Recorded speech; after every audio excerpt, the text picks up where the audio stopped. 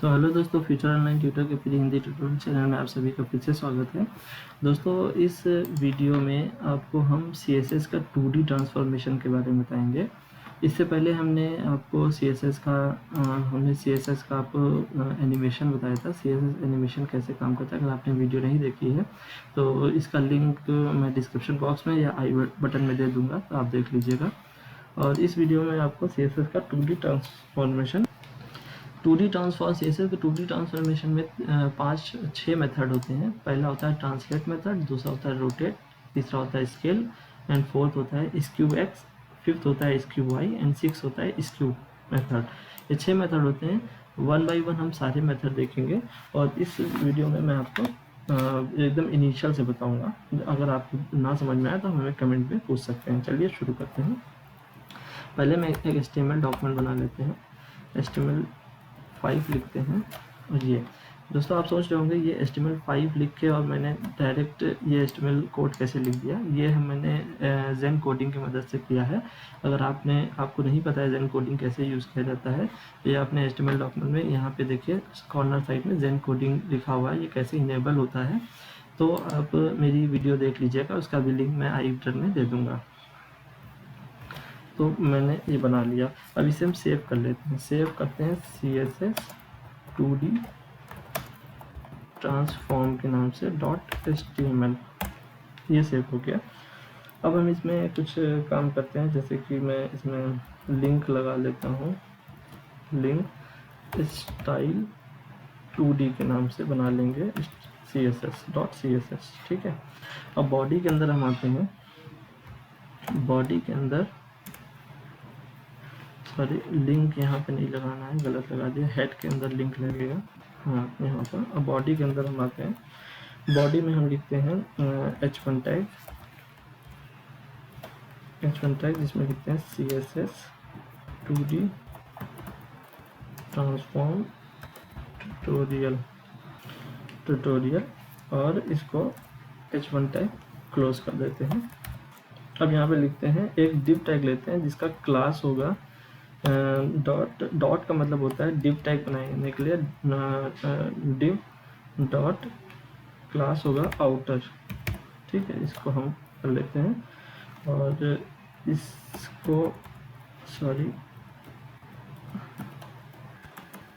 और इसके अंदर एक और डिव टैग लेते हैं, इसका क्लास होगा लेफ्ट। ठीक है, इसके अंदर हम कुछ चीज़ें बनाएंगे, यानी हम लेफ़्ट और राइट इसलिए ले रहे हैं। एक आउटर क्लास लिया, लेफ़्ट राइट लेंगे कि कुछ चीज़ें हमें इस साइड दिखाई देंगी, कुछ चीज़ें इधर इस साइड दिखाई देंगी। ठीक है, जैसे मान लो हम इस वाले पेज को रन करते हैं। रन करने के लिए हमें जाना होगा अपने CSS एडवांस के फोल्डर में। CSS एडवांस के फोल्डर में, और ये यहाँ पे हमने 2D ट्रांसफॉर्म ये।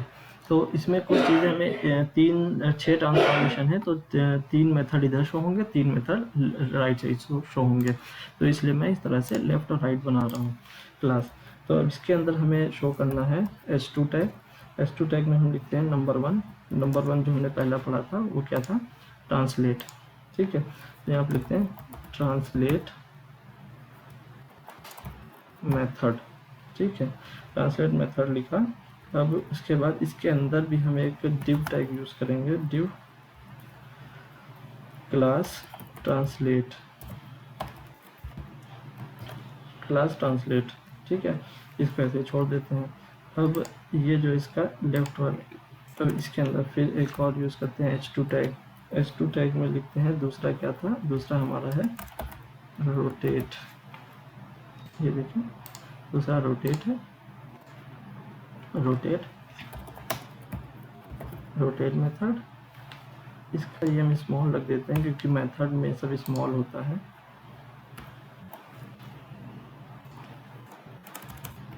एक और लेते हैं यहाँ पे डिव टैग, डिव क्लास, जिसका रोटेट ही नाम रख देते हैं, रोटेट। इसको भी यूं ही छोड़ देते हैं।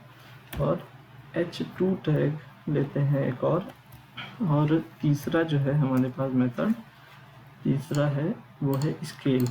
ठीक है, SCAL स्केल मेथड। यहाँ पे भी एक div क्लास बना लेते हैं, div डॉट स्केल।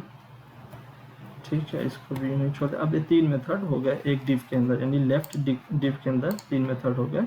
तो यहाँ पे div ज़रा क्लोज कर देंगे और नया div चालू करेंगे।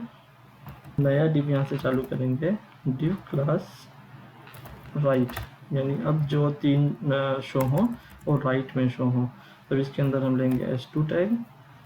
s2 टैग में लेते हैं चौथा हमारा क्या था, SQX,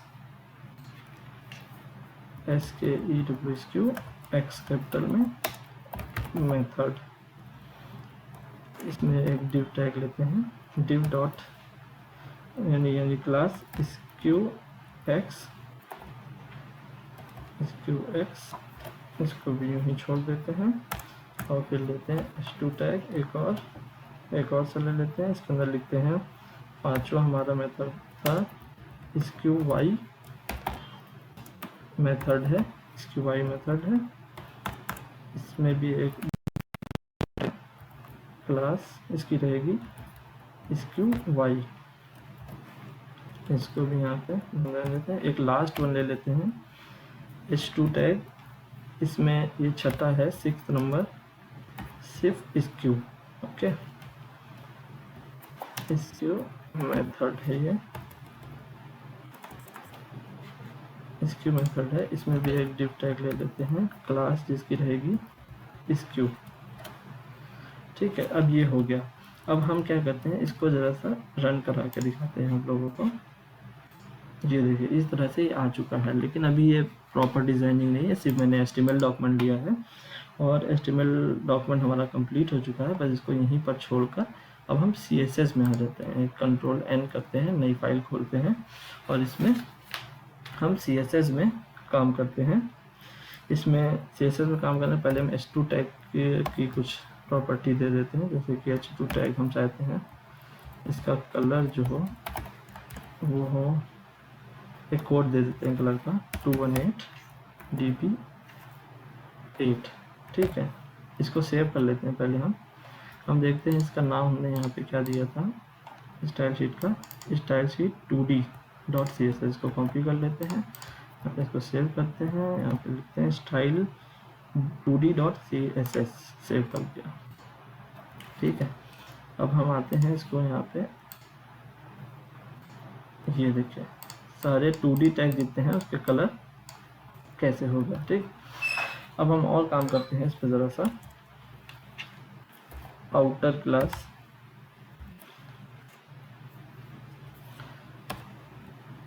क्लास पे काम करते हैं। जो आउटर क्लास मैंने यहाँ पे ली थी, ये वाली, यानी जो टैग यहाँ पे शुरू हुआ है और यहाँ पे ख़त्म हुआ है लास्ट में, तो उस पर हम काम करते हैं। तो उस पर लिखते हैं padding left 150 pixel, border 0 px BOR, border 0 pixel, solid और ब्लैक। ठीक है, इसकी पोजीशन दे देते हैं, पोजीशन इसकी रहेगी एब्सोल्यूट एंड विड्थ दे देते हैं इसकी 100%। ठीक है, बॉक्स साइज एक प्रॉपर्टी होती है, बॉक्स साइजिंग होती है, बॉर्डर बॉक्स। ठीक है, तो अब देखते हैं इसको थोड़ा सा रन करते हैं। ये देखिए अभी ऐसा आया है आउटर। अभी हमारा थोड़ा सा एक और लिखते हैं प्रॉपर्टी,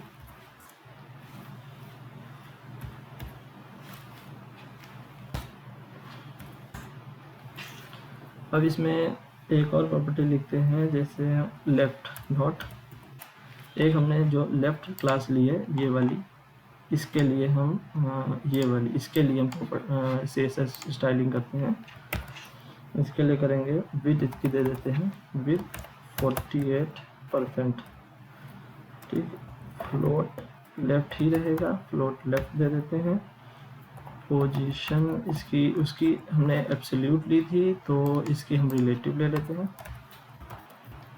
रिलेटिव एंड मार्जिन इसकी रहेगी ऑटो।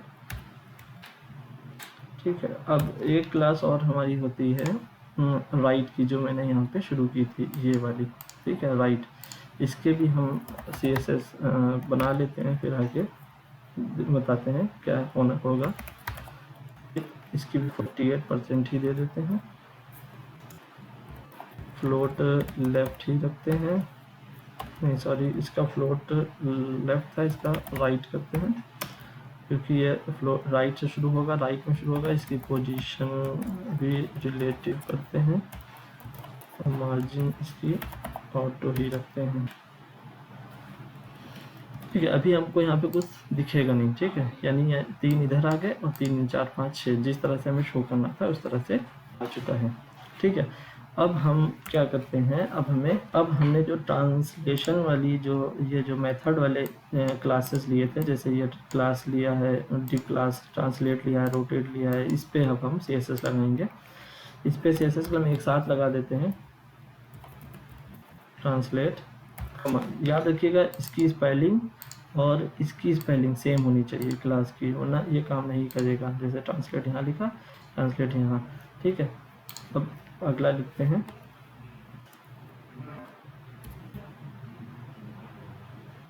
अगला लिखते हैं रोटेट डॉट स्केल। ठीक है, और अगला लिया था हमने स्क्यू एक्स, यहाँ पे देखिए, तो स्क्यू एक्स हमने लिया है, स्क्यू एक्स, हाँ स्क्यू एक्स लिया है, फिर स्क्यू वाई लिया है, फिर स्क्यू लिया है, तो स्क्यू एक्स हो गया, और डॉट स्क्यू वाई हो गया। डॉट ध्यान रखिएगा, डॉट का मतलब क्लास होता है, स्क्यू डॉट स्क्यू हो गया।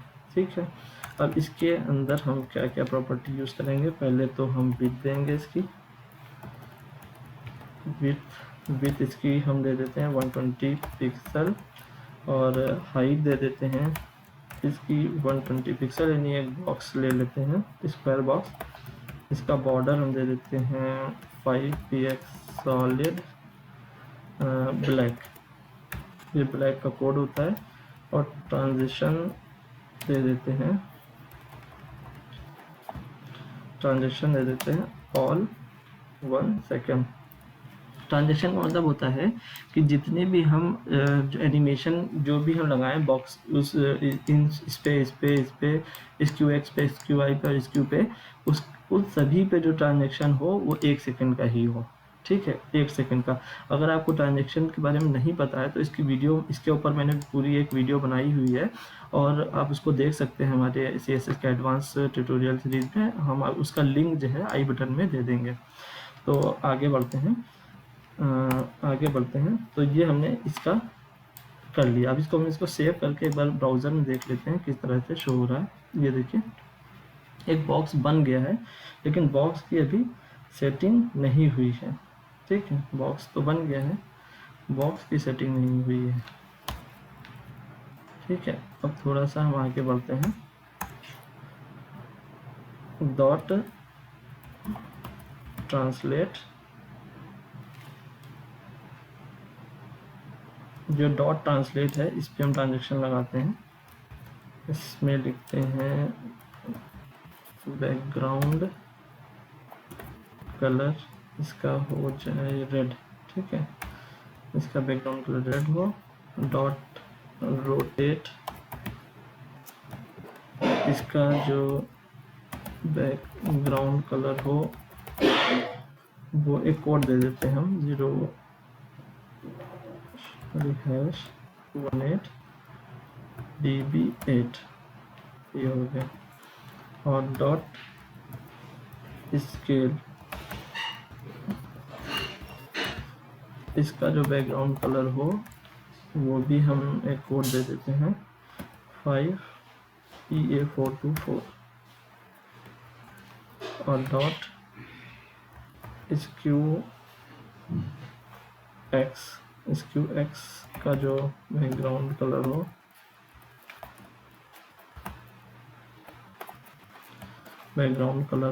वो हो 12149B। ठीक है, और डॉट स्क्यू वाई का जो बैकग्राउंड कलर हो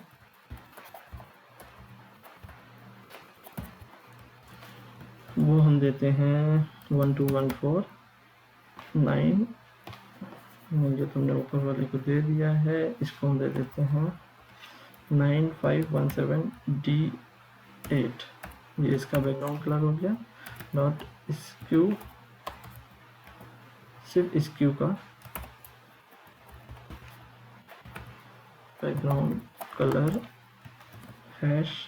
#D3C220, ये देखते हैं और इसको सेव करते हैं क्योंकि 6 मेथड लिए थे, 6 के हमने नाम दे दिए हैं। और इसको सेव करते हैं। सेव करने के बाद हम आते हैं इसमें और इसको रिफ्रेश करते हैं। लेकिन कुछ गड़बड़ हो रहा है, मैं इसे ज़रा चेक कर लेता हूँ फिर आपको बताता हूँ। तो ये हमने जो हमने क्लासेस लिए थे, translate, rotate, scale, skew, skew X, skew Y, skew, तो इन सबको हमने बॉर्डर विथ हाइट और ट्रांसलेशन की वीडियो तो मैं आई बटन दे दूंगा, आप देख लीजिएगा। और इनको सबको बैकग्राउंड कलर दे दिया है। अब इसमें सेव करते हैं, इसमें आके आपको ब्राउजर दिखाते हैं। ये देखिए इस तरह से ये हमारे पास 6 बॉक्सेस अलग अलग कलर के मिल चुके हैं। अब इसी पे मैं ट्रांसलेट मेथड लगाऊंगा, इस पे रोटेट, इस पे स्केल, इस पे स्क्यू एक्स, इस पे स्क्यू वाई, स्क्यू मेथड लगाऊंगा। ठीक है, अब यहाँ से शुरू होता है असली खेल। तो अभी तक तो यहाँ पे डिजाइनिंग ही थी, यहाँ से मैं असली शुरू करता हूँ ट्रांसलेशन। यहाँ पे ट्रांसलेट लिखेंगे,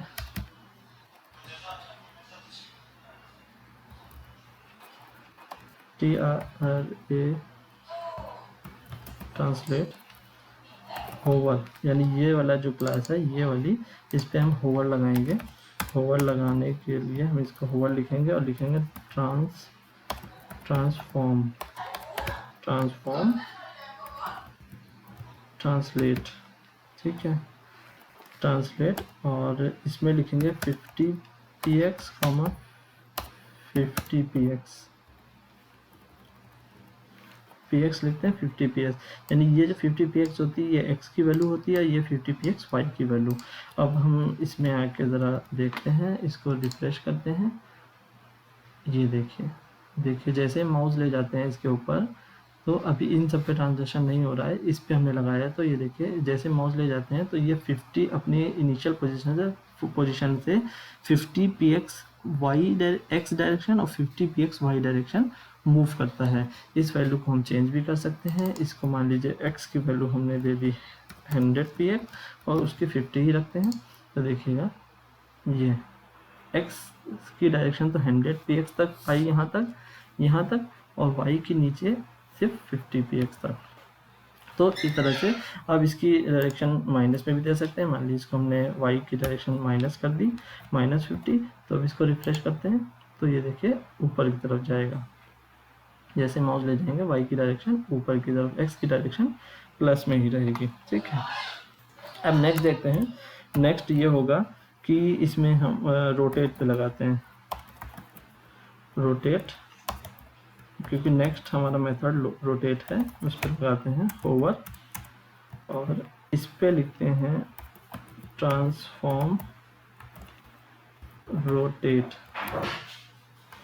रोटेट में 1 मतलब डिग्री वैल्यू दी जाती है। मान लीजिए इसमें 1 डिग्री दी, वैल्यू की जो वैल्यू होती है रोटेट की वो डिग्री में ही दी जाती है। अब इसको 180 दिया, रिफ्रेश किया, इसमें तो वही वाला ट्रांजेक्शन रहेगा और इसमें दिखेगा ये 180 डिग्री रोटेट हो रहा है। ठीक है, अपनी इनिशियल पोजीशन से 180 डिग्री। इसमें हम माइनस में भी दे सकते हैं, जैसे मान लीजिए हमने माइनस किया तो ये एंटी क्लॉकवाइज घूमेगा, माइनस में दिया। अच्छा रिफ्रेश नहीं किया था, रिफ्रेश करते हैं, ये देखिए एंटी क्लॉकवाइज रोटेट कर रहा है। इसमें आप कोई भी वैल्यू दे सकते हैं। मान लीजिए इसमें आपने दे दिया 270 डिग्री, -270 डिग्री, रिफ्रेश करते हैं, ये देखिए जितना भी देंगे। मान लीजिए इसमें 30 डिग्री दिया तो ये देखिए 30 डिग्री ही घुमा माइनस में, एंटी क्लॉकवाइज घुमाना है तो वैल्यू प्लस की देंगे तो ये क्लॉकवाइज भी घूमेगा, ये देखिए। ठीक है, तो ये था रोटेट मेथड। रोटेट मेथड के बाद हम आते हैं नेक्स्ट मेथड पे जो कि है हमारा स्केल। ठीक है, इसमें लिखते हैं स्केल होवर, यानी जब हम स्केल पे माउस ले जाएं, होवर का मतलब होता है जब माउस स्केल पर ले जाएं तो ट्रांसफॉर्म हो स्केल। स्केल का मतलब होता है कि जैसे इस पे जब हम वैल्यू ले जाएं तो इसकी एक्स और वाई जो डायरेक्शन है वो कितने टाइम्स बड़ी या छोटी हो जाए। ठीक है, मान लीजिए हम चाहते हैं एक्स डायरेक्शन जो 2 टाइम्स बड़ी हो जाए और ये 3 टाइम्स बड़ी हो जाए। इसको सेव करते हैं और रिफ्रेश करते हैं तो देखिएगा, ये देखिए एक्स डायरेक्शन 2 टाइम्स बड़ी हुई और वाई डायरेक्शन 3 टाइम्स बड़ी हुई, यानी जूम हो जाती है। ठीक है, ये इस तरह से जूम हो जाती है। इसको आप अगर माइनस की वैल्यू शायद इसमें नहीं चलती है, लेकिन हम फिर भी देख लेते हैं। नहीं, इसमें हाँ माइनस की वैल्यू चलती है। ये देखिए काम कर रहा है। इसमें हम इसकी भी माइनस कर देते हैं। ये माइनस की काम कर रही है, हाँ माइनस की काम कर रही है, बट बहुत अजीब से इफेक्ट आ रहा है। आप इसमें आके सीखेंगे तो बहुत अच्छा रहेगा आपको। तो इसमें आप आके अलग अलग एक्सपेरिमेंट कीजिएगा ताकि आपको और ज़्यादा अच्छे से समझ में आए। हम नेक्स्ट वैल्यू लेते हैं डॉट स्क्यू एक्स लिया था हमने, तो स्क्यू एक्स लेते हैं। इसके ऊपर जब हम होवर करेंगे तो क्या इफेक्ट आना चाहिए देखते हैं। ट्रांसफॉर्म लिखेंगे और लिखेंगे स्क्यू एक्स कैपिटल रहेगा और इसमें इसकी जो वैल्यू होती है वो डिग्री में ही होती है।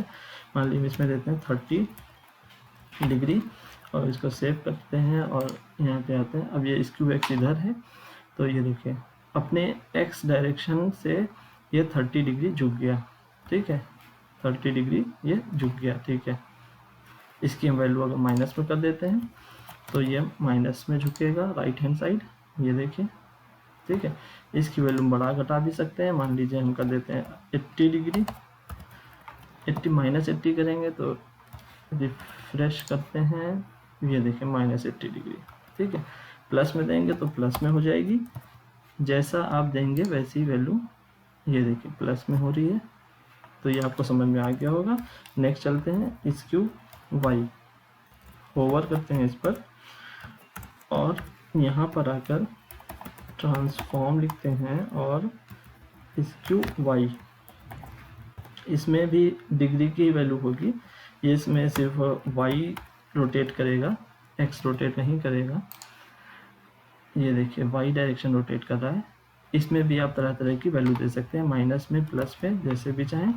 हम चलते हैं नेक्स्ट लास्ट वन पे स्क्यू ओवर। स्क्यू में क्या होता है, इसमें 2 वैल्यू चलती हैं, एक तो आपकी एक्स चलती है और दूसरी वाई चलती है। स्क्यू सिर्फ स्क्यू में एक्स और वाई दोनों चलती हैं, तो इसमें हम 50 दे देते हैं डिग्री और कॉमा करके 30 डिग्री दे देते हैं। 30 डिग्री इसको सेव करते हैं और यहाँ पे आकर रिफ्रेश करते हैं। ये देखिए एक्स और वाई दोनों इसमें मूव कर रहा है इस तरह से, ये देख लीजिए। ठीक है, तो आप इस तरह से इसमें माइनस की भी वैल्यू दे सकते हैं। देखिए रिफ्रेश करेंगे, ये देखिए। ठीक है, ये देखिए। तो ये था कि किस तरह से आप 2D ट्रांसफॉर्मेशन आप करवा सकते हैं अपने CSS में। और ये तो मैंने छोटा सा एक छोटे से कुछ एग्जांपल दिए। आप इसमें आके और भी ज़्यादा एक्सपेरिमेंट कर सकते हैं। आप जब इसको आके करेंगे तो आपको मज़ा आएगा और भी ज़्यादा। और आपको अगर इसमें से कुछ भी समझ में ना आया हो, इन ट्रांसफॉर्मेशन मेथड में से कुछ भी समझ में ना आए तो आप मुझे मैसेज कीजिए, कमेंट कीजिए या ईमेल कीजिए। मैं आपके ईमेल का और कमेंट का जवाब दूंगा और आपको और अच्छे से समझाने की कोशिश करूंगा। तो इस वीडियो को आप शेयर कीजिए, लाइक कीजिए और मिलते हैं नेक्स्ट वीडियो में।